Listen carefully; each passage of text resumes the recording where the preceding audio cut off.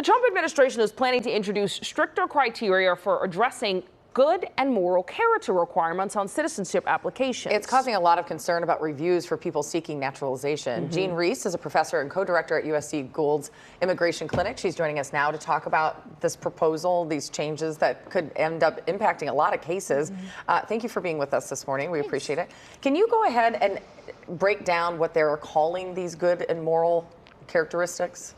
Well, there's a aspect of the naturalization application where a USCIS officer who's reviewing it has this discretion to determine whether somebody should be a citizen. So there's certain laws that are passed by Congress that say if you have certain criminal convictions, you definitely can't be a citizen. But then there's this kind of area where conduct is being examined, and usually it's the absence of a criminal history.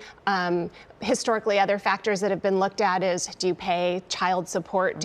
Have you paid taxes? Do you owe anything? What this memo has done is saying we're going to actually now look at positive attributes and contributions. So employment, all of those things, but also even activity that's not unlawful if the government thinks that it is something that's negative. And so I think in that area, it's really expanding the discretion of the officers. The problem is it seems so subjective. Even as we're talking now, it seems like it's hard to give examples of exactly what would show good or bad moral character. For example, somebody who is protesting, might be lawfully protesting. That is a lawful activity, but it may be an unpopular issue, or it may be an issue that the administration is against. Would that, the questions are, would that be something that would negatively affect?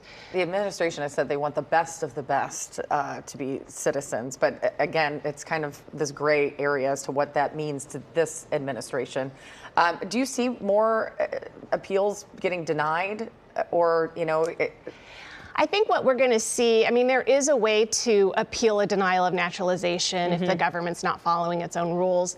I think really ultimately what this is going to do is deter people who may have something in their past that they think are questionable. They may say, I don't want to go through the process of applying and paying. If you're denied, you don't get your money back. And so I think that might be part of the focus. And then I think that you could see just a greater scrutiny and more denials based on this broader discretion. So somebody who maybe doesn't have a criminal history but has engaged in activity that might be unpopular, or was without a job for a long time, or doesn't take care of their children in a traditional way. Those kinds of things are really going to be examined. Interesting. What's also complicated about this is not like becoming a citizen was an easy process to begin with. I think many people think that this was easy and now the administration is making it hard. Right. Generally, people who, you can't apply for citizenship unless you're a permanent resident. So becoming a permanent resident is a very extreme vetting process. People with certain criminal convictions usually don't become permanent residents. So this is, even if you've done everything right, there still could be a basis to deny naturalization. And it's on this kind of, I think, fuzzy, broad interpretation of what does it mean to follow standards in the community? What does it mean to be doing activity that's not unlawful but negative? I think it really expands the power of an officer to deny. One of the other ways that you get approved is you have to take a civics test. Are you seeing, are there going to be changes to that as well? There's discussions about kind of reverting it back to under the first Trump administration, the amount of questions was increased, and the number that you had to get correct was increased, and the bank of possible questions was increased, so just to kind of make it harder.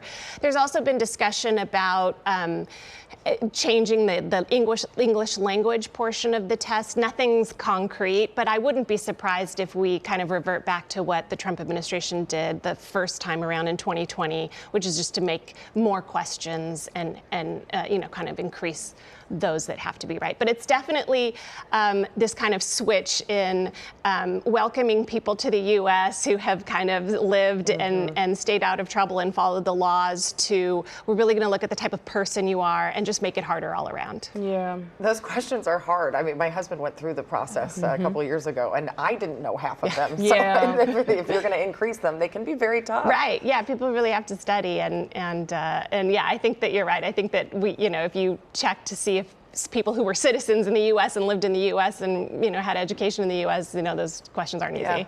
Yeah, it is all very interesting. All right, Jean, thank you so much for joining us with those updates. Sure.